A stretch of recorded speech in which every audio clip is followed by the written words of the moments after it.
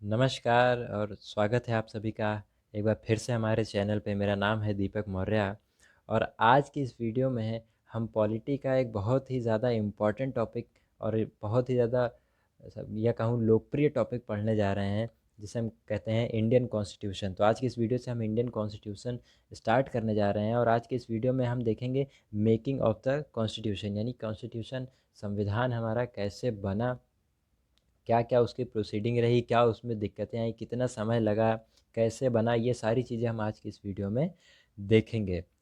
तो चलिए वीडियो को स्टार्ट करते हैं। और स्टार्ट करने से पहले मेरी आप सबसे रिक्वेस्ट है कि अगर आपने अभी तक चैनल को सब्सक्राइब नहीं किया तो प्लीज़ चैनल को सब्सक्राइब कर लें और बेल आइकन भी प्रेस कर दें, ताकि आपको आने वाली वीडियोज़ के नोटिफिकेशन जो है वो आसानी से मिलते रहें। तो चलिए अब वीडियो को स्टार्ट करते हैं और देखते हैं मेकिंग ऑफ द कॉन्स्टिट्यूशन। तो देखते हैं मेकिंग ऑफ द कॉन्स्टिट्यूशन यानी संविधान का निर्माण। तो सबसे पहला तो सवाल ये उठता है कि संविधान निर्माण की आवश्यकता क्यों पड़ी, ज़रूरत क्यों पड़ी संविधान के निर्माण की। तो जैसा कि आप सभी जानते हैं और हमने अभी पिछले वीडियो में हिस्टोरिकल बैकग्राउंड में हमने चीज़ें देखी भी थी कि अभी तक हमारा कोई अपने देश का कोई संविधान नहीं था, और जो भी ब्रिटिश कंट्री रूल लाती थी, इंग्लैंड जो भी रूल लाता था, उसी रूल को हमें फॉलो करना पड़ता था। और ये भी हम जानते हैं कि उन रूल को कितनी ईमानदारी के साथ लागू किया जाता था, ये भी हम सब बखूबी जानते हैं। यानी कि भारतीयों का जो उनका अधिकार था वो उनको नहीं मिल पा रहा था, इसलिए उस समय के जो बुद्धिजीवी लोग थे, जो महान लोग थे, उन्होंने ये सोचा कि हाँ, भारत का भी अपना एक संविधान होना चाहिए और उस संविधान के हिसाब से ही हमको चलना चाहिए, हमारी आगे की पॉलिसीज़ होनी चाहिए। तो संविधान बनाने के लिए जो संविधान सभा, कॉन्स्टिट्यूएंट असेंबली का जो आइडिया था, वो पहली बार एम एन रॉय जी ने रखा था। तो एम एन रॉय जी ने 1934 में पहली बार संविधान सभा बनाने का प्रस्ताव रखा था। तो एम एन रॉय जी कौन थे? एम एन रॉय जी लेफ्ट के एक बहुत ही तगड़े नेता थे। लेफ्ट मतलब वामपंथी दल के एक बहुत ही कद्दावर नेता थे उस समय। उसके बाद 1935 में, यानी अगले ही साल 1935 में ही इंडियन नेशनल कांग्रेस ने पहली ऑफिशियली ऑफिशियली जो है वो कॉन्स्टिट्यूएंट असेंबली की डिमांड की, यानी मांग करी कि हाँ, इंडिया की कॉन्स्टिट्यूएंट असेंबली होनी चाहिए जो कि इंडिया का संविधान बनाएगी 1935 में। और हाँ, इस बात का ज़रूर ध्यान रखना है कि अभी तक देश की आज़ादी को लेकर के कोई बात नहीं थी कि हाँ, देश आज़ाद होने वाला है इसलिए हम संविधान बना रहे हैं, बल्कि यहाँ पर बात ये थी कि संविधान बनाना है, उसके तहत ही देश को चलाना है।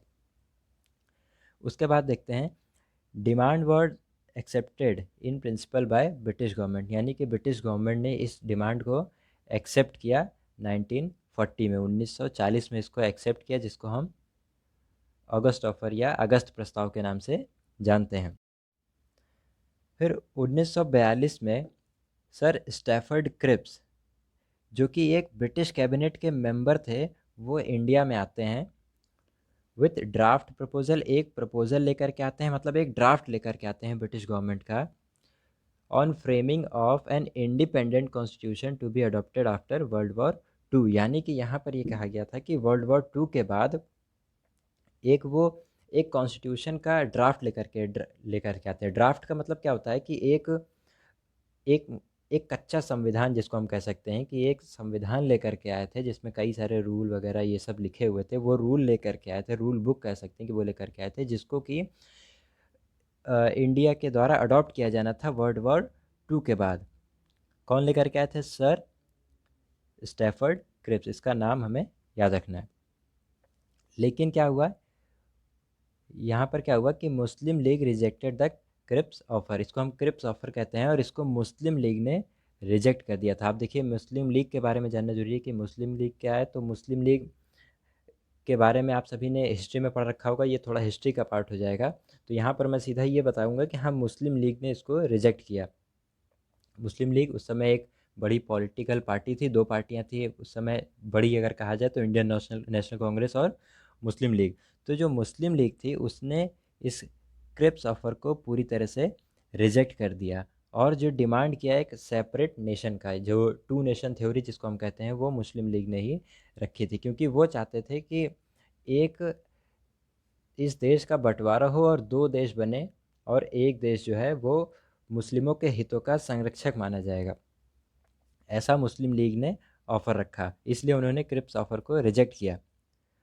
तो उसके बाद क्या हुआ, finally a cabinet mission was sent to India who rejected the two nation theory. तो उसके बाद एक कैबिनेट मिशन को भेजा गया। अब ये कैबिनेट मिशन क्या था, जो जो ये क्रिप्स ऑफर था ये तो रिजेक्ट हो चुका था। तो उसके बाद क्या हुआ, फिर ब्रिटिश गवर्नमेंट ने एक और कैबिनेट मिशन भेजा। इसमें 3 मेंबर थे, कह सकते हैं कि एक कमेटी टाइप की थी जिसमें 3 मेंबर थे। तो फिर उसके बाद ये कमीशन जो है वो इंडिया में आया, और इस कमीशन ने यहाँ पर टू नेशन थ्योरी को रिजेक्ट कर दिया। यानी यहाँ पर इन्होंने इस बात को रिजेक्ट कर दिया कि हाँ कोई दूसरी कंट्री भी बनेगी, सिर्फ इंडिया ही होगी, ऐसा इस मिशन ने कहा। तो अब यहाँ पर ये बात समाप्त हो जाती है, और उसके बाद फिर जो है वो अब जो है कॉन्स्टिट्यूएंट असेंबली बनने की काम शुरू होता है। यानी यहाँ से अभी तक पाकिस्तान बनने की या दूसरी कंट्री बनने की या देश का बंटवारा होने की कोई भी बात नहीं हुई है, वो पूरी तरीके से रिजेक्ट कर दी गई है। अब जो है वो कॉन्स्टिट्यूएंट असेंबली बन रही है, यानी संविधान सभा बन रही है पूरे भारत के लिए। तो अब क्या हुआ, constituent assembly was constituted in November 1946। यानी जो असेंबली थी वो जो है नवंबर 1946 में बनी। किसके तहत बनी, कैबिनेट मिशन के तहत ही बनी। जो दोबारा कैबिनेट मिशन आया था उसके तहत ही संविधान सभा हमने अपनी बना ली। तो अब इसके अंदर क्या क्या बातें रखी गई थी, हर प्रोविंस और प्रिंसली स्टेट जो था उसको रिप्रेजेंटेशन दिया गया। यानी कि जो संविधान सभा में जितने भी प्रिंसली स्टेट थे, यानी कि जो वहाँ के लोकल राजा होते थे उनके एरिया हो, या हर राज्य हो जो ब्रिटिश का राज्य था, ईच प्रोविंस जो ब्रिटिश जिस पे रूल करते थे उसको, सबको बराबर रिप्रेजेंटेशन देने की बात की गई। यानी सभी को इस संविधान सभा में, इस कॉन्स्टिट्यूएंट असेंबली में जो है उनके पॉपुलेशन यानी उनकी आबादी के हिसाब से सभी को उस सभा में हिस्सा दिया गया, सीटें दी गई। तो इस हिसाब से जो सीटें बनी वो संविधान सभा में टोटल 389 सीट बनी। ये 389 जो है वो अनडिवाइडेड इंडिया की है, जिसमें पाकिस्तान का हिस्सा भी शामिल है, बांग्लादेश का भी हिस्सा शामिल है।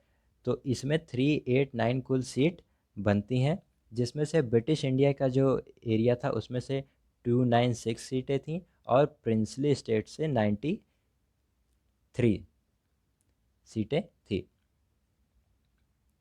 अब इसके बाद इलेक्शन हुए। तो जो इलेक्शन का मेथड रखा गया वो था सिंगल ट्रांसफरेबल वोट। अब ये सिंगल ट्रांसफरेबल वोट क्या है, अ, इसके बारे में डिटेल में हम जब प्रेसिडेंट का वीडियो पढ़ेंगे तो उसमें समझेंगे, लेकिन फ़िलहाल के लिए ये समझ लेते हैं कि जैसे आज के समय में हम वोट देते हैं तो हमारे सामने अगर 4 कैंडिडेट होते हैं तो हम किसी एक को सेलेक्ट कर लेते हैं। लेकिन सिंगल ट्रांसफरेबल वोट में क्या होता है, हम अगर 4 लोग हैं तो हम किसी एक को वोट नहीं देते हैं, बल्कि उसके अंदर हम प्रेफरेंस देते हैं। हम किसी एक को पहला नंबर देते हैं, फिर दूसरा नंबर देते हैं, फिर तीसरा नंबर देते हैं, फिर चौथा नंबर देते हैं। तो इस हिसाब से हम उसमें प्रेफरेंस देते हैं। तो इस तरह की वोटिंग की प्रणाली अपनाई गई थी। In provinces the member were to be elected by members of legislative assembly. जो भी प्रोविंसेस थे उसमें जो है लेजिस्लेटिव असेंबली से ही मेंबर चुने जाने थे। और जो प्रिंसली स्टेट थे उसमें नॉमिनेशन के आधार पर, यानी उनको नामांकित किया गया था। यानी ये सेलेक्ट होकर के नहीं आए थे, इनको नामित कर करके भेजा गया था प्रिंसली स्टेट की तरफ से। जो प्रिंसली स्टेट था उनके ऊपर उनका अधिकार था कि वो किसको नामित कर करके भेज सकते हैं सभा में। उसके बाद इलेक्शन जो हुए वो हुए जुलाई और अगस्त के दौरान 1946 में। इस दौरान जो है वो इलेक्शन हुए संविधान सभा के लिए। तो फिर जो इलेक्शन हुए वो तो सिर्फ ब्रिटिश इंडिया की सीट के लिए ही हुए, क्योंकि जो प्रिंसली स्टेट थे वहाँ से तो नॉमिनेटेड मेंबर आने थे, तो उनके लिए तो इलेक्शन हुआ नहीं। तो जो ब्रिटिश इंडिया की सीटें थीं 296, उसके लिए फिर इलेक्शन कराए गए, इलेक्शन कंडक्ट कराए गए। तो उसमें से 208 सीटें मिलती हैं इंडियन नेशनल कांग्रेस को, और मुस्लिम लीग को मिलती है 73 सीट, और अदर पार्टीज़ को मिलती हैं 15 सीट्स। तो ये सीट थी ब्रिटिश इंडिया की सीट, जो कि इन 3 तरह की पार्टियों में बट गई। इसके बाद क्या होता है, प्रिंसली स्टेट ने डिसाइड किया कि वो कॉन्स्टिट्यूएंट असेंबली में हिस्सा नहीं लेंगे, यानी जितने भी प्रिंसली स्टेट थे उन्होंने ये कहा कि वो कॉन्स्टिट्यूएंट असेंबली में हिस्सा नहीं लेंगे और वो उन्होंने इससे अलग रहने का फैसला किया। अब देखते हैं वर्किंग कैसे हुई। तो यहाँ तक इलेक्शन हो गए थे और अभी तक प्रिंसली स्टेट के जो जो भी सदस्य थे वो कॉन्स्टिट्यूएंट असेंबली में हिस्सा नहीं ले रहे थे, और इलेक्शन होने के बाद कुछ सीटें इंडियन नेशनल कांग्रेस को मिल चुकी थी, कुछ मुस्लिम लीग को मिल चुकी थी और कुछ अदर छोटी पार्टीज़ को मिल चुकी थी। तो अब देखते हैं कि संविधान सभा जो बनी उसने काम किस हिसाब से किया। तो देखिए, पहली कॉन्स्टिट्यूएंट असेंबली जो थी वो 9 दिसंबर 1946 को की गई, 9 दिसंबर 1946 को, और इसका पूरी तरीके से बहिष्कार किया था, बॉयकॉट किया था किसने, मुस्लिम लीग ने। क्योंकि मुस्लिम लीग की क्या डिमांड थी, जो पहले थी वो अभी भी डिमांड थी, जो डिमांड उनकी थी पहले थी वो अभी भी थी, क्योंकि वो एक अलग नेशन, एक दूसरा राष्ट्र चाहते थे। तो इसलिए उन्होंने इस सभा का बहिष्कार किया। तो यानी प्रिंसली स्टेट ने भी अभी तक हिस्सा नहीं लिया और मुस्लिम लीग ने भी अभी हिस्सा नहीं लिया है, सिर्फ और सिर्फ इंडियन नेशनल कांग्रेस ही इसमें अभी तक थी। तो जो इनकी पहली मीटिंग हुई थी 9 दिसंबर 1946 में, इसमें डॉक्टर सच्चिदानंद सिन्हा को प्रेसिडेंट चुना गया, संविधान सभा का अध्यक्ष चुना गया। लेकिन ये टेम्परेरी रहे, सिर्फ पहले दिन के लिए। उसके बाद जब दोबारा इनकी मीटिंग हुई 13 दिसंबर 1946 को, तो फिर यहाँ पर परमानेंट प्रेसिडेंट चुने गए कौन, डॉक्टर राजेंद्र प्रसाद, और उसके अलावा डॉक्टर एच.सी. मुखर्जी और डॉक्टर वी.टी. कृष्णमाचारी जी को वाइस प्रेसिडेंट चुना गया। यानी कि सीधे शब्दों में कहा जाए तो संविधान सभा में एक प्रेसिडेंट है, यानी एक अध्यक्ष थे, और दो उपाध्यक्ष थे, दो वाइस प्रेसिडेंट थे। फिर उसके बाद 13 दिसंबर 1946 को जवाहरलाल नेहरू जी ने जो है वो ऑब्जेक्टिव रिजोल्यूशन जो है वो संविधान सभा में रखा। ऑब्जेक्टिव रिजोल्यूशन, जिसे हम हिंदी में उद्देश्य प्रस्ताव कहते हैं, वो संविधान सभा में रखा। तो ये उद्देश्य प्रस्ताव क्या है ये भी जान लेते हैं शॉर्ट में। उद्देश्य प्रस्ताव ये था कि जब हम संविधान बनाने जा रहे हैं तो सबसे पहले हमने संविधान सभा में ये बताया कि हाँ, ये हम संविधान बना क्यों रहे हैं, यानी जो हम संविधान बना रहे हैं उसका ऑब्जेक्टिव क्या है। ये सारी चीज़ें उस ऑब्जेक्टिव रिजोल्यूशन में सबसे पहले बताई गई। उसमें लिखी थी कि हाँ, हम सभी को समानता देना चाहते हैं, सभी को सबके अधिकार दिलाना चाहते हैं। ये सारी बातें, इस तरह की कुछ बातें उस उद्देश्य प्रस्ताव में थी। अब देखते हैं, ऑन 3 जून 1947। अब देखिए, हम सब जानते हैं, अभी हमने पिछली वीडियो में पढ़ा था कि 1947 में इंडियन इंडिपेंडेंस एक्ट आया था जिसने भारत को आज़ादी दिलाई थी। तो क्या होता है कि 3 जून 1947 को, after accepting the Mountbatten plan, the remaining princely state had taken their place in the constituent assembly. तो अब हम जानते हैं कि ये माउंटबेटन प्लान क्या है। माउंटबेटन प्लान क्या है? तो लॉर्ड माउंटबेटन थे, वो इंडिया आए थे। वो इंडिया आए थे क्योंकि अभी तक तो हम अपना कॉन्स्टिट्यूशन बनाने लगे थे, और यहाँ तक जब इंडियन इंडिपेंडेंस एक्ट आ चुका था तो ये भी बात क्लियर हो चुकी थी कि हाँ, भारत को आज़ाद होना है। तो ये 3 जून 1947 को लॉर्ड माउंटबेटन जो प्लान था ये कहाँ से आ गया?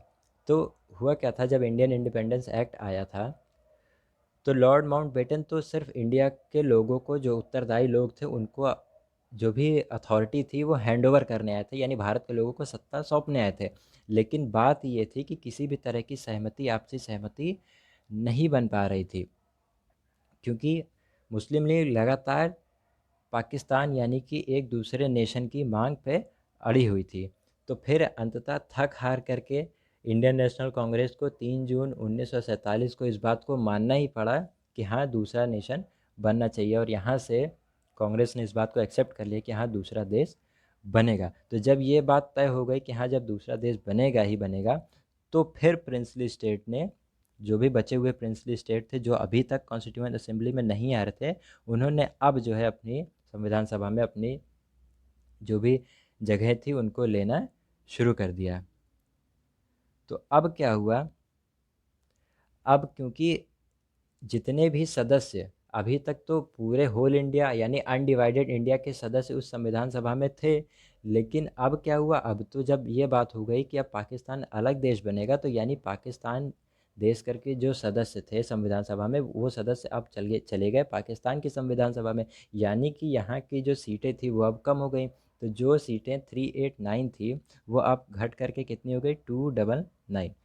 देखिए यहाँ पर ऊपर हमने देखा था कि यहाँ पर टोटल सीट कितनी थी, 389। और अब जब इसमें पाकिस्तान के संविधान के सभा के सदस्य चले गए तो अब यहाँ पर सीटें कितनी रह गई, सिर्फ 299, जिसमें से ब्रिटिश इंडिया की सीटें थी 229, 229, और प्रिंसली स्टेट की 70। इतनी सीटें रह गई संविधान सभा में। इसके बाद 29 अगस्त 1947 को कॉन्स्टिट्यूएंट असेंबली अपॉइंटेड, यानी कि 29 अगस्त 1947 को कॉन्स्टिट्यूएंट असेंबली ने अपॉइंट किया एक drafting committee under the chairmanship of Bhimrao Ambedkar, doctor Bhimrao Ambedkar. यानी कि 29 अगस्त 1947 को एक कमेटी बनाई गई जिसको हम कहते हैं ड्राफ्टिंग कमेटी, हिंदी में इसको कहते हैं प्रारूप समिति। और इसके चेयरमैन कौन थे, अध्यक्ष कौन थे, डॉक्टर भीमराव अंबेडकर। तो ये जानते हैं ड्राफ्टिंग कमेटी क्या थी। तो ड्राफ्टिंग कमेटी जिस तरह से कैबिनेट मिशन आया था, उसमें एक कॉन्स्टिट्यूशन लेकर के आए थे, उसी तरह ये ड्राफ्टिंग कमेटी का काम क्या था, एक रॉ कॉन्स्टिट्यूशन तैयार करना। यानी कि किस तरह से हमारा संविधान होगा, उसका फॉर्मेट तैयार करना, उसके आर्टिकल्स कैसे कैसे कहाँ होंगे, किस तरह का स्ट्रक्चर होगा, इन सारी चीज़ों को तैयार करने का काम ड्राफ्टिंग कमेटी का था। इसीलिए हम डॉक्टर भीमराव अंबेडकर को फादर ऑफ द कॉन्स्टिट्यूशन भी कहते हैं, क्योंकि इन्होंने ही इनकी अध्यक्षता में ही ड्राफ्टिंग कमेटी ने एक रॉ कह सकते हैं कि हमने कॉन्स्टिट्यूशन जो है वो तैयार किया। और उसके बाद इन्होंने पहला ड्राफ्ट जो है कॉन्स्टिट्यूशन असेंबली का, ये पब्लिश हुआ फरवरी 1948 में, पहला ड्राफ्ट जो है वो पब्लिश किया गया। उसके बाद डॉक्टर भीमराव अंबेडकर ने जो फाइनल ड्राफ्ट था, जो तैयार किया गया था ड्राफ्टिंग कमेटी के द्वारा, वो कॉन्स्टिट्यूशन, यानी कि एक कॉन्स्टिट्यूशन जो पहली पहली बार तैयार कर दिया गया है, रॉ कॉन्स्टिट्यूशन जिसको हम कह सकते हैं, वो 4 नवंबर 1948 को पहली बार हमारी कॉन्स्टिट्यूशन असेंबली में पढ़ा गया। उसके बाद सेकेंड रीडिंग इसकी हुई क्लॉज बाय क्लॉज, जो यही एक मेन रीडिंग हम कह सकते हैं संविधान सभा की हुई संविधान के ऊपर। ये 15 नवंबर 1948 से लेकर के 17 अक्टूबर 1949 तक, यानी कि लगभग 11 महीने तक ये रीडिंग चलती रही। और इसमें क्लॉज बाय क्लॉज, यानी एक एक पॉइंट पे यहाँ डिटेल में डिस्कशन हुआ हर एक संविधान पे। जैसे कि यहाँ पर एक क्या था, यहाँ पर एक कॉन्स्टिट्यूशन तैयार हो गया था, एक रॉ कॉन्स्टिट्यूशन, तो उसी कॉन्स्टिट्यूशन पे, उसी संविधान पे अब यहाँ पर डिटेल से डिस्कशन होने लगा। उसी पर साल भर लगभग डिस्कशन चला कि क्या चीज़ें इसमें सही है, क्या चीज़ गलत है, किस चीज़ में सुधार करना चाहिए, ये सारा डिस्कशन हुआ इसके अंदर। उसके बाद फाइनली थर्ड रीडिंग की गई 14 नवंबर 1949 को, और उसके बाद हमने 26 नवंबर 1949 को इस कॉन्स्टिट्यूशन को पास कर दिया। कॉन्स्टिट्यूएंट असेंबली ने 26 नवंबर 1949 को इसको पास कर दिया। और उस समय 299 मेंबर में से 284 मेंबर्स संविधान सभा में मौजूद थे, और उन्होंने इस संविधान पर अपने हस्ताक्षर किए। तो इस तरह से फिर भारत का संविधान बनके तैयार हुआ। इस तरह से हमारी संविधान की प्रोसीडिंग हुई और इस तरह से हमारा संविधान बनके तैयार हुआ। तो यहाँ पर हो गए संविधान तैयार। तो अब देखते हैं कि संविधान सभा ने कुछ जो अपने कार्य ये संविधान बनाने का किया ही था, उसके अलावा भी और कुछ कार्य किए थे। तो देखते हैं और क्या कार्य जो है वो संविधान सभा ने किए थे। तो सबसे पहले तो संविधान सभा ने एक्सेप्ट किया था नेशनल फ्लैग 22 जुलाई 1947 को, यानी 22 जुलाई 1947 को ही नेशनल फ्लैग हमारा एक्सेप्ट किया था। किसके द्वारा, कॉन्स्टिट्यूएंट असेंबली ने ही इसको एक्सेप्ट किया था। नेशनल एंथम को एक्सेप्ट किया था 24 जनवरी 1950 को। नेशनल सॉन्ग को एक्सेप्ट किया था 24 जनवरी 1950 को। और इन्होंने ही इलेक्ट किया था डॉक्टर राजेंद्र प्रसाद को first president of the India. यानी कि हम देखते हैं अभी भी कि अब इस समय की भारत का चुनाव जो है वो पार्लियामेंट में होता है। जो हमारे मेंबर्स होते हैं लोकसभा और राज्यसभा के, वो चुनते हैं हमारे देश के राष्ट्रपति को। लेकिन हमारा संविधान तो बना 1949 में, 26 नवंबर 1949 को। और ये जो हमने लागू किया, इसको लागू किया 26 जनवरी 1950 से। और हमारा देश तो आज़ाद हो चुका था 1947 से, तो हमारे प्रेसिडेंट फिर होंगे कौन? तो इसको इलेक्ट करने का काम उस वक्त किया था कॉन्स्टिट्यूएंट असेंबली ने, क्योंकि उस समय हमारे पास कोई पार्लियामेंट तो थी नहीं, लोकसभा राज्यसभा और उसके मेंबर तो थे नहीं। तो इस कॉन्स्टिट्यूएंट असेंबली ने ही डॉक्टर राजेंद्र प्रसाद को फर्स्ट प्रेसिडेंट चुना। और इसने काम किया पार्लियामेंट की तरह, इंटरिम पार्लियामेंट की तरह 1951-52 के इलेक्शन, यानी कि पहला इलेक्शन 1951-52 में हुआ, तो उस इलेक्शन के पहले 1947 से लेकर के इस समय तक के बीच तक इस कॉन्स्टिट्यूएंट असेंबली ने पार्लियामेंट की तरह यानी लॉ बनाने का काम भी इस कॉन्स्टिट्यूएंट असेंबली ने ही किया था। और अब लास्ट में सब देखते हैं हम क्रिटिसिज्म ऑफ कॉन्स्टिट्यूएंट असेंबली, संविधान सभा की आलोचनाएं। किस किस तरह से संविधान सभा की आलोचना की जाती है। तो नॉट अ पॉपुलर बॉडी, ये कहा जाता है कि जो भी इनकी आलोचना करते हैं, जो क्रिटिसाइज़ करते हैं, तो वो ये कहते हैं कि संविधान सभा जो है वो, क्योंकि यहाँ के जो डायरेक्ट लोग थे उन्होंने वोट करके इलेक्ट नहीं किया था, जो प्रिंसली स्टेट थे वहाँ से तो सिर्फ नॉमिनेट करके मेंबर आए हुए थे, और उसके बाद भी जो मेंबर चुन करके आए थे ब्रिटिश इंडिया से, वहाँ कर जो लेजिस्लेटिव असेंबली होती थी, सिर्फ उन मेंबर्स ने ही चुना था जबकि लोगों ने इसके लिए वोट नहीं किया था। तो इसलिए कहा जाता है कि ये पॉपुलर बॉडी नहीं थी। नॉट अ सोवरेन बॉडी, ये भी कहा जाता है कि ये एक संप्रभु जिसको कहते हैं उस तरह का बॉडी नहीं थी।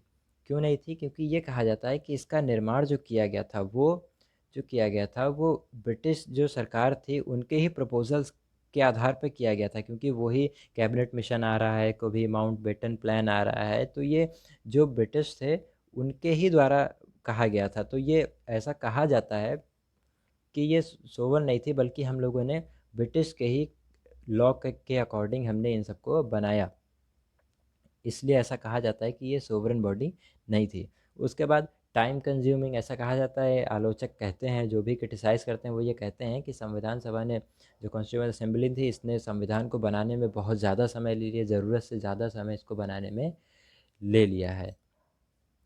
उसके बाद आगे बढ़ने से पहले टाइम कंज्यूमिंग की बात हुई है, तो आप सभी ने भी पढ़ा होगा कहीं ना कहीं कि संविधान बनाने में कितना समय लगा है। तो अगर आपने पढ़ा है और आपको पता है तो प्लीज़ कमेंट बॉक्स में बताइए कि संविधान को बनने में कितना समय लगा था। आशा आशा करता हूँ कि आप सभी को पता होगा, क्योंकि बहुत ही कॉमन सा क्वेश्चन है जो सभी ने पढ़ा होगा। उसके बाद है डोमिनेटेड बाय कांग्रेस। ऐसा ब्लेम इसलिए लगता है क्योंकि हमने देखा था जब इलेक्शन हुए थे संविधान सभा के, तो उसमें कुछ सीटें या ज़्यादातर सीटें जो हैं वो इंडियन नेशनल कांग्रेस को मिली थी, और कुछ मुस्लिम लीग को मिली थी, और कुछ अदर छोटी पार्टीज़ को मिली थी। तो जो मुस्लिम लीग की सीटें थी वो तो चली गई थी फिर पाकिस्तान में, तो यहाँ पर बचा कौन? सिर्फ इंडियन नेशनल कांग्रेस। तो ऐसा कहा जाता है कि ये जो असेंबली थी वो पूरे इंडिया के लोगों की ना होकर के बल्कि सिर्फ कांग्रेस पार्टी की ही थी, इस तरह से इसका क्रिटिसाइज़ किया जाता है। और उसके बाद डोमिनेटेड बाय वन कम्युनिटी, ऐसा कहा जाता है कि इसमें हिंदुत्व का जो और बहुत ज़्यादा दबाव था, सिर्फ एक कम्युनिटी के ही लोग इसके अंदर थे। लेकिन फिर भी इन आलोचनाओं से परे हटकर भारत ने एक बहुत ही बेहतरीन संविधान बनाया जिसमें सभी लोगों को बराबर के अधिकार दिए गए हैं। डोमिनेटेड बाय लॉयर्स, ऐसा कहा जाता है कि संविधान सभा में बहुत सारे लॉयर्स हैं जिनका प्रभुत्व उसके अंदर पड़ा था, इसीलिए हमारा संविधान बहुत ही लंबा और बहुत ही पेचीदा सा हो चुका है। तो इन सब तरह से संविधान सभा की आलोचना की जाती है। तो यहाँ पर आज जो हमने मेकिंग ऑफ द कॉन्स्टिट्यूशन देखा, उसका टॉपिक यहाँ पर पूरी तरीके से ख़त्म होता है। आशा करता हूँ कि आपको बहुत कुछ जानने को मिलेगा और समझने को मिला होगा कि किस तरह से हमारा कॉन्स्टिट्यूशन बन के तैयार हुआ। तो उम्मीद करता हूँ आपको ये वीडियो पसंद आया होगा। अगर वीडियो पसंद आया है तो प्लीज़ वीडियो को लाइक करें, शेयर करें दूसरों के साथ, और चैनल को सब्सक्राइब कर लें, साथ ही साथ बेल आइकन भी प्रेस कर दें जिससे आपको आने वाली वीडियोस की नोटिफिकेशन मिलती रहे और हम आपको अच्छी अच्छी वीडियोस बना करके देते रहें। तो अपना समय देने के लिए बहुत बहुत धन्यवाद।